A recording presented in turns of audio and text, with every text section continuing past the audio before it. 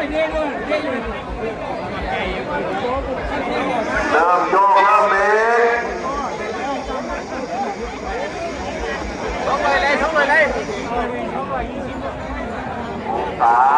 ลงเทียน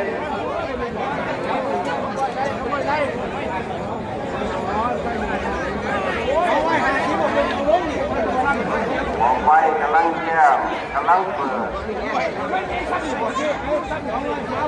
ลายกองขาดแบบสวยงาม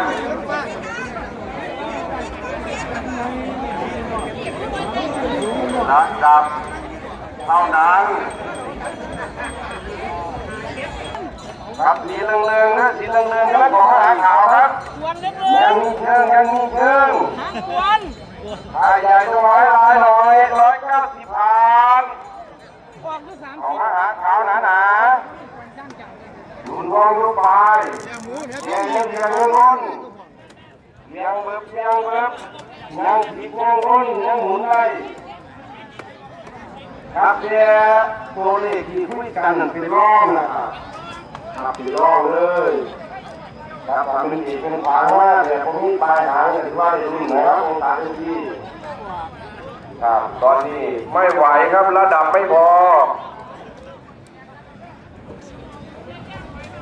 ตามลงมาตุ๊บ230